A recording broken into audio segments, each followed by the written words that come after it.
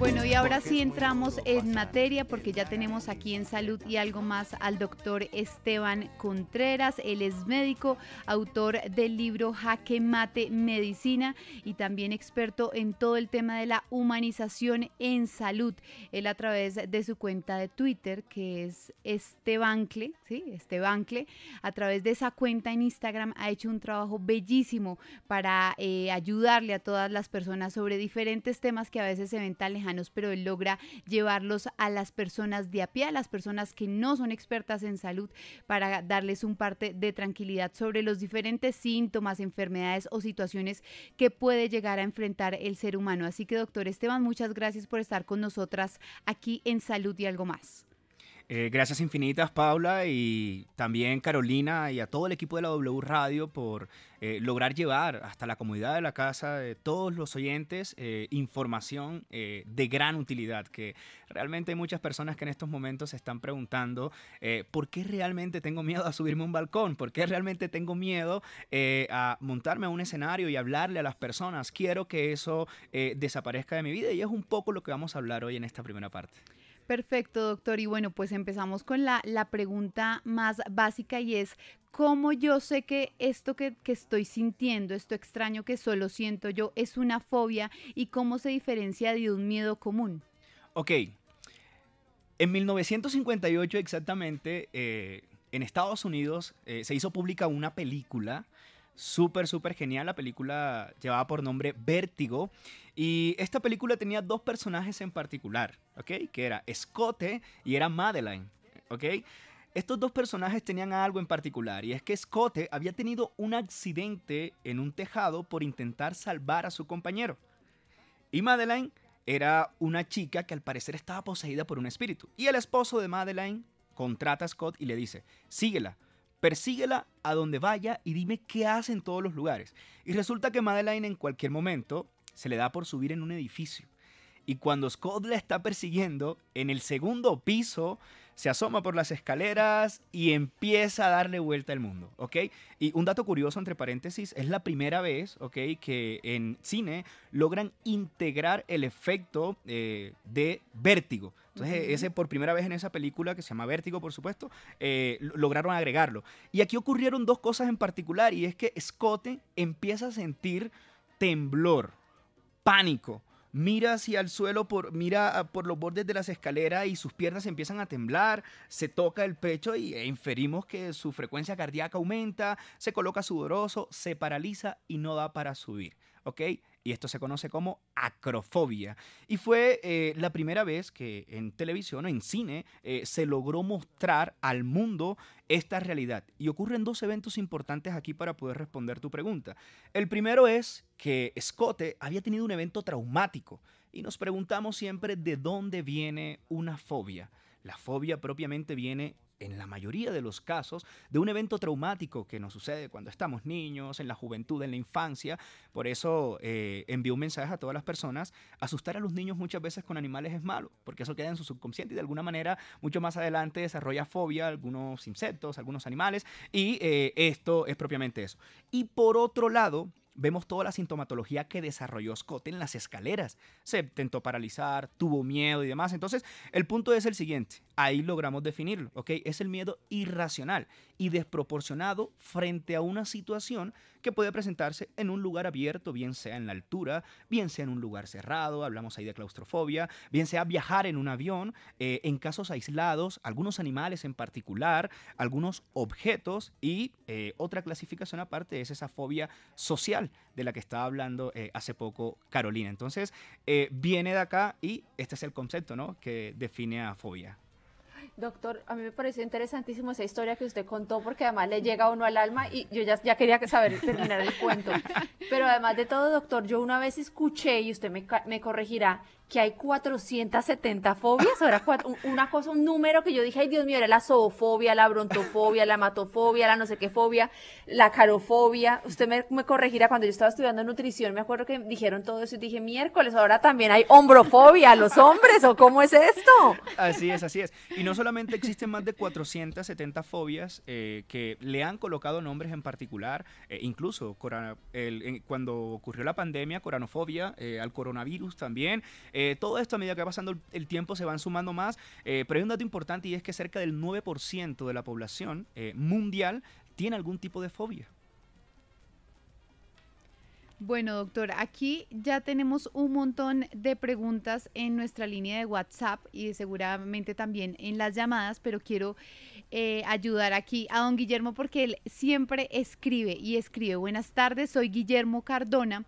Yo sufro de fobia a los encierros y a las alturas. Tengo 48 años.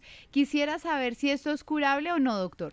Claro, vengan, por supuesto. De hecho, aquí aprovecho para sumarle la importancia de este tipo de espacios que ustedes logran desarrollar precisamente no solo para resolver, digamos, algunas preguntas que tengan personas, sino también para mejorar la calidad de vida de muchos oyentes que en estos momentos se están preguntando, bueno, como acá nos acaba de comentar, tengo fobia, digamos, al encierro, tengo fobia a la altura. Lo primero que nosotros necesitamos hacer es clasificar qué grado de fobia yo tengo al encierro y lograr, digamos, también identificar en ese grado de 1 a 10 o de 0 a 10, cuando 0 es nada de sintomatología, nada de miedo, nada de trastornos, y 10 cuando es lo máximo, clasificarlo y entrar a un proceso de terapia, bien sea cognitivas conductuales y también terapias de exposición, que son las que más han funcionado. Ahora, aquí entra un concepto y que quiero, el nombre del señor que estaba ahora por acá. Guillermo. Guillermo. Guillermo. Señor Guillermo, es súper importante saber que las fobias como tal, nosotros tenemos que tratar de identificar, digamos, la severidad de los síntomas que se logran desarrollar al momento de estar expuestos a ella, propiamente para poder manejarla. ¿A qué voy con este concepto? Existe algo que se conoce, ¿ok? Existe algo que se conoce como un síndrome, síndrome fóbicos, digamos, aquellas personas o trastorno fóbico es más conocido universalmente, aquellas personas que tienen ese miedo, pero es, digamos, coloco un ejemplo muy claro, voy cruzando la calle y yo veo un perro que viene ahí adelante, ¿ok? Yo te veo un perro que viene ahí adelante y si yo tengo fobia, digamos, a los perros, de paso yo puedo cruzarle por al lado con cierto miedo, pero logro cruzar. Ahí yo estoy en un nivel en el que puedo llevar mi vida completamente normal, no me afecta en nada, en absolutamente nada. Y está el otro caso cuando hablamos, ¿ok?, de trastornos fóbicos, ¿ok? Y el trastorno fóbico es cuando se desarrollan conductas antifóbicas. Entonces lo primero que tienen que preguntarse todas las personas que están escuchando en estos momentos es ¿qué conducta antifóbica estoy desarrollando? Por ejemplo, si el perro viene a la esquina, yo me cruzo al otro lado porque no quiero ver ese perro. Si estoy compartiendo con unos amigos en un segundo piso y todos están en el balcón, yo no puedo salir al balcón porque tengo pánico a las alturas. Eso ya son conductas, ¿ok? Unas conductas contrafóbicas que de alguna manera necesitamos empezar a manejar. En ese punto sí se manejan. Ahora te pongo el caso. Tú logras lanzar un libro hoy. Lanzaste un libro hoy y te empiezan a llamar para entrevistas en México, en Ecuador, en Chile, en Panamá, en otros lados del mundo, y tú tienes que ir, pero tú tienes aerofobia. Le tienes fobia a viajar en avión, a estar en el aire en un avión. Entonces tú dices, no, yo prefiero irme por tierra. Entonces, esto de alguna manera va a interferir no solo en tu calidad de vida, sino en el desarrollo de tus actividades diarias y, en algunos casos, laborales. Entonces, ¿cuándo sé que tengo que tratarme? Cuando estoy teniendo conductas contrafóbicas, ¿ok? Que es básicamente la evitación de estar expuesto a esas fobias, pero de forma, digamos, radical. Perfecto, doctor. A esta hora nos llama Luzmeri. Doña Luzmeri, ¿usted en qué ciudad se encuentra y qué nos quiere consultar hoy? Gracias, me encuentro en la ciudad de Cali. Mi pregunta puntual es, mi hija le tiene fobia a las mariposas. No las puede ver de ninguna forma ni tamaño. ¿Qué podríamos de pronto hacer o que ella haga como terapia? Ok, Luzmeri, me da gusto saludarte de verdad y gracias pues por tomarte el tiempo para poder llamar y resolver tu duda. El punto es el siguiente, la terapia más efectiva que hoy día existe con las fobias, con respecto a las fobias, se conoce como exposición. ¿A qué voy con esto? Que no sé si a ustedes les ha pasado que le muestran una fotografía de una tarántula o de una araña, algunas personas que tienen fobia a las arañas o a las tarántulas, cuando se las muestran, o hechos donde hay mucha sangre y lo primero que hacen es voltear la cabeza. yo volteo la vista y yo digo, no quiero ver esto, no quiero ver eso, no quiero ver esa araña, uy, me produce no sé qué cosa. ¿Qué sucede en ese punto? Ahí estamos logrando exponer a una persona que está teniendo fobia a eso propiamente, a lo que le está desencadenando. Entonces, ¿qué pasa? Va a resultar difícil que en este momento usted venga y salga al parque a buscar mariposas y lograrles poner a mariposas. Esto se hace de forma escalonada, ¿ok? Por lo menos tómese 5 días a la semana, de lunes a viernes, dibuje un triángulo. Esto va para todas las personas que de paso en el momento están teniendo dudas sobre cómo podemos Funciona manejarla la cucaracha. y cómo funciona exacto, funciona para todas las fobias, Claro. ¿ok? Entonces yo dibujo un triángulo y en la parte inferior del triángulo yo coloco 0, ¿ok? Y en la parte superior le coloco 10. Y luego en la otra parte del triangulito, en su parte derecha, le coloco 0. O sea, en las partes inferiores 0 y en la parte de arriba 10. ¿Cómo iniciamos las exposiciones a personas que, digamos, por ejemplo, el tema de la mariposa? Yo empiezo con fotografías, ¿ok? Yo no puedo colocar una mariposa negra súper grande a una persona enseguida porque pues me va a entrar en crisis y no va a funcionar. Tiene que ser con una exposición gradual. Entonces yo voy anotando todos los días la exposición que está teniendo y yo voy anotando en un cuadernito, en ese triangulito de 1 a 10, qué tan severo es la sintomatología que va presentando, y resulta que tú vas a empezar a notar, digamos, ay, hoy observó la foto por 5 minutos y cuando llegaron los 5 minutos ya no la quiso ver más porque sintió mucha fobia, mucho pánico y se fue. Cuando le empecé a mostrar las fotos de las diferentes mariposas, y lo que voy a hacer ahí es que voy a ir aumentando el tiempo, ¿ok? ¿Qué pasa? Existe una curva y es conocida como la curva de la ansiedad. Esto es algo muy útil y tiene que ver con lo que les estoy explicando. Cuando tú estás empezando a colocar los números en el triangulito, es decir, estás subiendo y tú dices, hoy la fobia fue de 10, mañana la fobia puede ser de 8, luego puede ser de 6, de 5, de 4. Cuando se dice que ya lograste tener un nivel, digamos, en un mes, en el cual te estás exponiendo todos los días a fotografías y demás, luego ya pasamos físicamente a la exposición a las mariposas en este caso, y llega a un nivel ya de -3 en la exposición, que logre manifestarlo como -3, se puede decir que la persona ya está curada de alguna manera. Aquí el punto de la curva de ansiedad, lo que ocurre es que las personas siempre que tienen una fobia y en el momento en que tenemos que tratarla, la evitan de inmediato. Entonces, ¿qué pasa? No alcanza a ocurrir esta curva de la ansiedad, que es cuando ya tú logras calmarte. Las personas cuando están en pleno ascenso, en plena ansiedad, en plena crisis, ellos no lo evitan, me voy, cierro la puerta, o me voy, o me salgo, o algo hago, ¿ok? Pero lo evito. El punto clave de la terapia a exposiciones, no solo a mariposas, sino a otras situaciones, digamos a la altura y otras cosas más, es hacerlo de forma gradual para lograr cruzar esa curva y llegar a un punto en el que yo estoy expuesto a la fobia, pero la que me produce menos, ¿ok? La que me produce menos sintomatología. Entonces yo estoy expuesta a ella, ¿ok? En esa curva, logro superarla, generalmente una exposición de unos 30 minutos cada día o de unos 40 minutos cada día, y llego al punto en que, ok, estoy frente a la mariposa y ha pasado 40 minutos y no, ya estoy aburrido de ver mariposas. Esto tiene algo en particular, ¿ok? Y es que nuestro cerebro normalmente, está haciéndote sinapsis y te está diciendo en condiciones normales, tienes pánico a esto, aléjate y no logras hacer la curva completa. Cuando tú logras enfrentarlo desde lo más pequeño hasta lo más alto, es decir, desde la exposición a imágenes hasta lo real, tu cerebro empieza a crear nuevas vías nerviosas, y ese es otro de los temas que se van a tocar hoy, ¿no? Sí. Y el objetivo es que se genere neuroplasticidad, y cuando ya la persona tenga esas nuevas vías nerviosas, ya su cerebro va a estar preparado para poder enfrentar y no desencadenar de forma tan acelerada esta serie de neurotransmisores, que es lo que al final produce toda esta sintomatología y sentimientos de pánico, de terror, ansiedad o de malestar, como lo refieren los pacientes en algún punto, que es lo que empieza a deteriorar su calidad de vida. Bueno, doctora, aquí nos escriben a la línea de WhatsApp. ¿Se puede considerar fobia o miedo a compartir con los hombres? Me pasó que estaba en la piscina de mi apartamento y vi que había un hombre y sentí que estaba mirándome de forma sexual y me asusté y empecé a gritar que me iba a violar. Ok, esto es súper importante que logres tocarlo, porque lo primero que nosotros debemos pensar es, bueno, listo, si yo tengo una fobia, lo primero que voy a identificar es si estoy en un trastorno fóbico. Es decir, ¿estoy evitando o no estoy evitando? Si la persona está evitando, de inmediato la respuesta es hay que empezar a tratarlo. Y cuando hay que empezar a tratarlo es que hay que acudir al experto en la causa, ¿ok? Bien sea el psicólogo, bien sea el psiquiatra, pero hay algo aquí en particular en tu pregunta, y es que muchas veces las personas logran confundir una fobia con un síndrome de estrés postraumático, por ejemplo, ¿ok?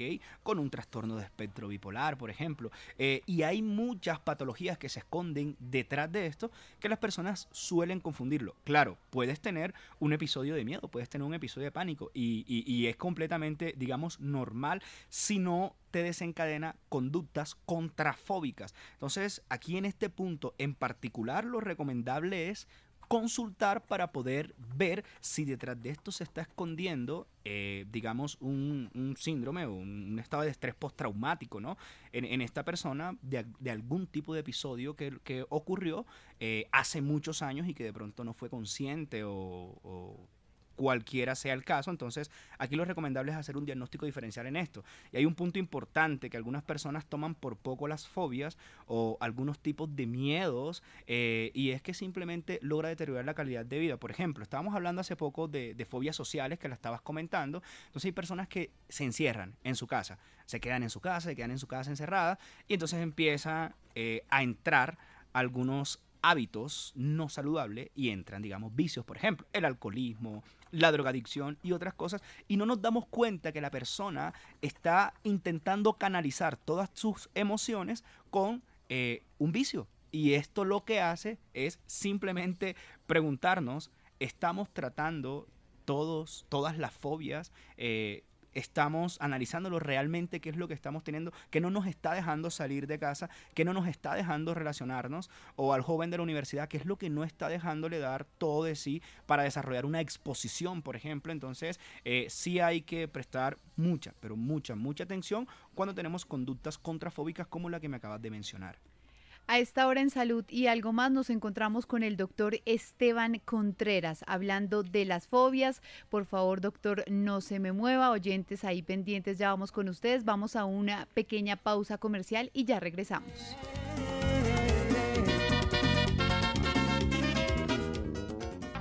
Seguimos a esta hora con el doctor Esteban Contreras hablando sobre las fobias.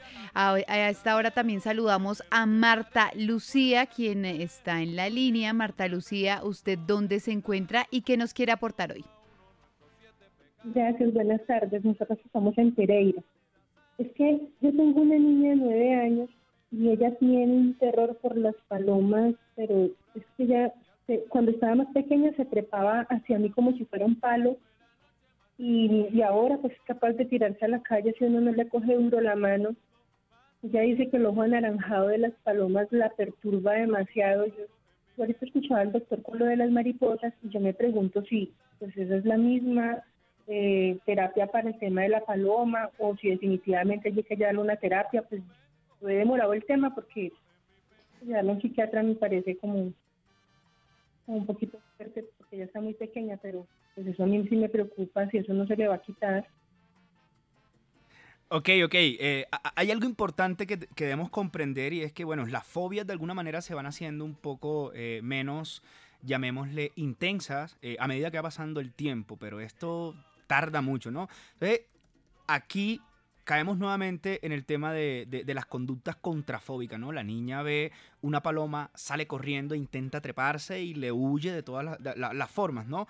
Va a ser imposible decirle, pequeña, ven, mira que la paloma no hace nada. Eso va a ser imposible de alguna manera hacerlo así, de esa manera.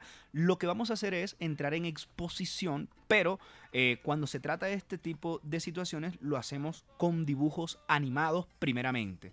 ¿Ok? Una película donde existan palomas. Ay, bebé, mira, si estás viendo las palomas, qué lindas las palomitas. En una película de niños, ¿ok? Dibujos animados. Y cuando ella empieza a ver eso, ya usted va a empezar a notar, ¿ok? Ahí empieza la terapia, sin que ella se dé cuenta. Una terapia de exposición gradual en la que usted va a ir anotando. Ah, ok, mira, viendo películas y una palomita, la ve en una película y no pasa absolutamente nada. O sea, es decir, la puede ver y la tolera, no genera conductas contrafóbicas. Ok, luego yo esa palomita en 3D se la voy a mostrar en una fotografía. Y le voy a decir, ay, ven, mira, dime los colores de esta paloma. Mira, puedes ver. Y le empiezo a mostrar pajaritos diferentes. Y después de mostrarles pajaritos diferentes, llego al punto de mostrarle una palomita y que ella me diga los colores de la palomita. Luego yo voy generando todo esto por lo menos todos los días, ¿ok?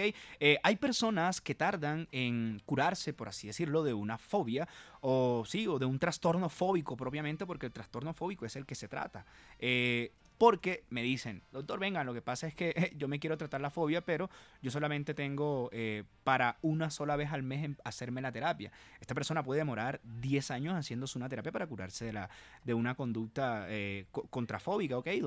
O de un trastorno fóbico. En este caso, usted que está con su bebé en casa, empieza a generar ese tipo de exposición, como le he venido mencionando, poco a poco. Tómese todos los días de 20 minutos a 30 minuticos y empieza a generarlo, y usted va a empezar a ver la evolución, Y el último paso, hablando de en días, 15 días, un mes y medio, cuando usted vea que ese numerito, si está desde el inicio en esta entrevista, usted sabe que tiene que dibujar un triangulito y anotar el numerito en el que usted vea que su pequeña se encuentre. Por ejemplo, el número 0 es que no hace absolutamente nada. El número 10 es eso que a ella le pasa cuando está en el parque, ve una paloma y sale corriendo donde usted está para poder huirle esa conducta contrafóbica. Entonces, propiamente usted lo que va a hacer es ir anotando. Usted dice, ah, ok, mira, qué chévere. Ella, observando los dibujos, solamente de pronto intenta apartar la cara o intenta distraerse, pero yo voy a buscar la forma en que no la... y lo voy anotando. 2, número 3, número 4, y yo voy anotando cómo va progresando.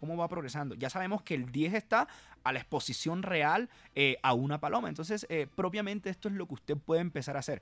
Claramente que nada de esto en casa se reemplaza con consultar a un especialista para poder realizar sus manejos, sus terapias cognitivos conductuales y en algunos casos, pero este no va a ser propiamente, lo digo para las otras personas que nos están escuchando, requieren manejo farmacológico y demás. Pero en este caso va a ser muy sencillo poder empezar a tratarla con la exposición, primero mediante dibujos animados hasta que vayamos progresando y lo vayamos tratando. Si usted ve que no va funcionando, si usted ve que no le está resultando, entonces en ese punto sí debemos consultar con los expertos, en estos casos los psicólogos.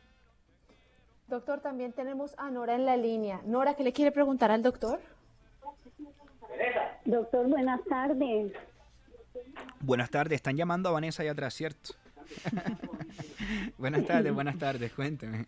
No, doctor, más que una pregunta es para comentarle 4 fobias puntuales que yo tengo. Ok. Por ejemplo, yo le tengo el pánico a los gusanos, el pánico a los muertos, a los rayos, que yo me tengo que meter al closet cuando me cogen unos rayos en la casa, y a los aviones. Perfecto. Me muero con esas 4 cosas. Ok, vengan. Hay algo importante aquí y vamos a resaltar esto porque las fobias de alguna manera se convierten en un mecanismo de protección y es por eso que nosotros comprendemos ciertas situaciones como la liberación excesiva de catecolaminas, que se aumenta la frecuencia cardíaca y ella dice, me muero. Muchos pacientes dicen, me descompongo. Algunos pacientes vienen y me dicen, me pone mal. Esas son las palabras generalmente que se utilizan para poder referir clásicamente a una fobia.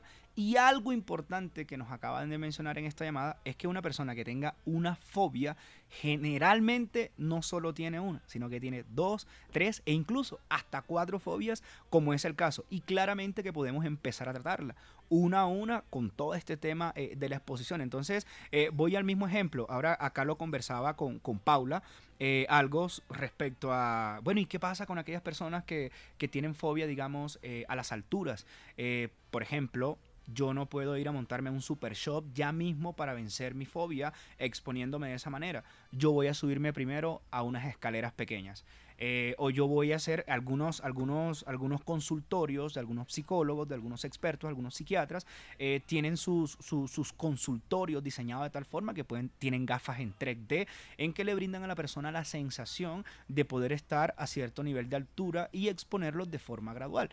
Claro, no todos van a tener los recursos para poder ir a una consulta con un psicólogo, con un psiquiatra que tenga un equipo armado de tal forma. Entonces simplemente lo podemos ir experimentando con una persona de confianza, experta en el tema, que tenga conocimientos y podemos irnos exponiendo. Por ejemplo, voy a colocar un ejemplo, ¿no? El tema de las alturas. Entonces yo, lo que tú tienes, perdón, el tema de los rayos que dices. Yo miro en mi habitación, me empiezo a ver videitos mediante alguna plataforma de rayos, me coloco unos audífonos, seguramente te va a empezar a generar algún tipo de sintomatología, ¿ok? Te va a alterar un poco, te va a poner mal, pero sí lo vamos a ir haciendo de forma gradual y lo podemos hacer desde una habitación poco a poco y lo vamos anotando en el cuadernito, en el triangulito, y cuando ya llegue el momento vamos a ver que esto va a disminuir muchísimo. Yo les quiero contar el ejemplo de una compañera en la escuela de medicina que tenía hematofobia,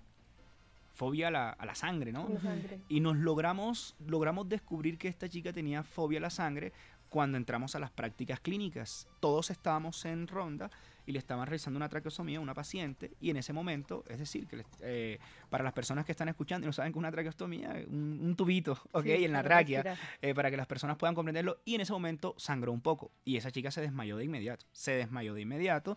El punto máximo de su fobia era ver a una persona sangrar. Y poco a poco así, o sea, fue uno de los casos de éxito que yo logré ver en las exposiciones, porque ella primero claramente era estudiante de medicina y esto era el pan de cada día. Y probablemente primero la exponían a videos, ¿no? A videos donde se observaban sangre, procedimientos médicos y todo lo demás. Y ella sentía de alguna manera ciertos síntomas, ¿no?